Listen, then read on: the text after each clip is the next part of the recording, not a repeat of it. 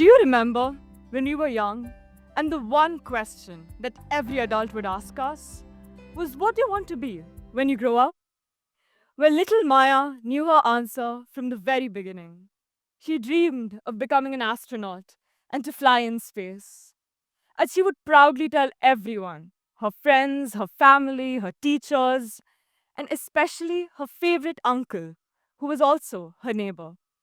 She would tell him about the books she read or the paintings she made every time she visited his house along with his parents. Here was someone who was always ready to listen to her stories.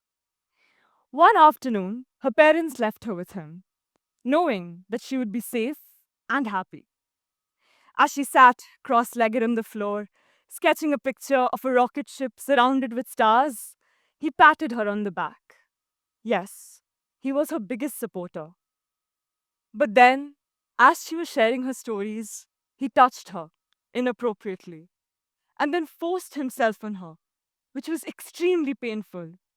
She was confused, hurt, in pain, and didn't know how to respond. He clamped his hand over her mouth, stifling her screams, threatening her that if she spoke a word about this to anyone, he would do the same to her baby sister. Maya was left devastated and traumatized, the innocence of a childhood shattered into a million pieces. Her mother had warned her about strangers and the dangers that they could pose. But this danger, it had come from a trusted space, a place where she had always felt safe. And this continued for years. The once bright and curious child was now just a shadow of her former self. She isolated herself from her friends and family, lost interest in almost everything, had trouble falling asleep, and soon her grades crumbled. Her parents remained in oblivion to the horrors she endured until she finally spoke up at the age of 18. Never would Maya have imagined that the person who championed her dreams would be the one to crush them. This is the story of a child who lost her childhood at the delicate age of 6. But unfortunately, Maya isn't the only one, and the numbers paint a troubling picture. According to RAIN, the Rape, Abuse, and Incest National Network, 1 in 9 girls and 1 in 20 boys under the age of 18 experience child sexual abuse. That would imply 7 of us right here, and 93% of them know the perpetrator personally. I'll let that sink in. 93%. And these are all trusted family members, friends, or even neighbors, like Maya's uncle. Thus, Ohana and I, Krish, were propelled to start our project, Save Little Hearts, which aims to create awareness on child sexual abuse by educating underprivileged children on safe touch, unsafe touch response systems, and much more.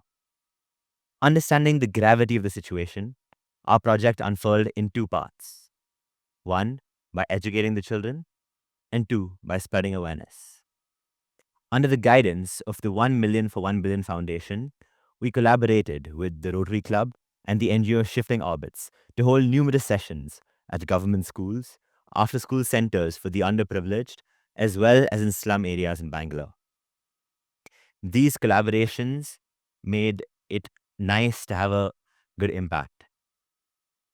We also spoke to mothers from rural areas as well as cleaners in our own society to speak to their own children about their safety. Teamed opportunity to speak with the renowned pediatrician, Dr. Arvind Shenoy, and the founder of the NGO Enfold, Dr. Sheba Saldana, who shared their valuable insights. Some of the foregrounding elements of these conversations were that, firstly, most often such crimes are committed within the known circle of a child. The perpetrators are often well known and trusted by them. Secondly, such crimes are hardly one off. More often than not, they continue for years, where the child endures the pain silently, not knowing how to respond or whom to go to, because of the limited awareness on this topic. They're also made to believe that they are the ones who are guilty, and therefore they fear opening up to anyone, even their own mothers. Furthermore, several cases go unreported due to the severe stigma associated with this topic and due to unimaginable fear. We also discussed the deep physiological and psychological effects they have in the children, such as post traumatic stress disorder, anxiety, long lasting depressions, sleep issues, and relationship issues.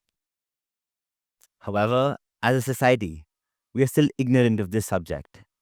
We at Save Little Hearts strive to change this. During our sessions, we conducted many interesting games, role plays, drawing, and storytelling sessions for over 150 children. Simon Says was one such exciting game that helped the children get comfortable and open up. Another method that helped us teach the children was by using analogies from their surroundings and everyday interactions. We would organize the children into groups, allowing them to discuss and collectively come up with scenarios and questions that we would address later on and compile together as conclusions. However, we wanted to make sure the children retain everything we taught them. Therefore, we made periodic visits and we would call upon a few kids to recount to the entire class what we taught to them in the previous sessions. This turned out to be extremely helpful as a few doubts regarding situations came up, which we were more than happy to answer. Needless to say, the kids and the enthusiasm they showed us was extremely heartwarming. To further scale our project, we are working on our own animated book, Learn Safety with Super Maya, that we will print in a few regional languages and distribute to libraries and government schools. We were also selected as one of the youth contingents representing India at the United Nations headquarters in New York for the 1M1B Activate Impact Summit in November 2023. Project Save Little Hearts was among the top 15 finalists, allowing us to present as panelists. The 1M1B Activate Impact Summit was held at the prestigious ECOSOC chamber, where we presented to an audience as well as several dignitaries, including Miss Ruchira Kamboj, the then permanent representative of India in the UN, as well as Mr. Maher Nasser, the UN Communications Officer. We were also invited to speak at the 20th anniversary of the internationally acclaimed NGO, the Seroptimist International Bangalore, this February. But the silence surrounding child sexual abuse is deafening. Many victims suffer in fear and shame, unaware that they are not alone. As these crimes are often committed within their known circle of trust, they are unable to differentiate between what is right and what is wrong. And when they finally reach an age where they're able to do so, it is extremely challenging to mend anything. For some of us here in the audience today who did not know the depth and gravity of this issue, it is a learning. And for some of us here today who may have experienced this, it is to unlearn, to realize that they are not at fault, and the change begins when they seek help. In the words of Jane Goodall, what you do makes a difference, and therefore you need to decide what difference you want to make. And for us, it is to save several little hearts, just like Maya's.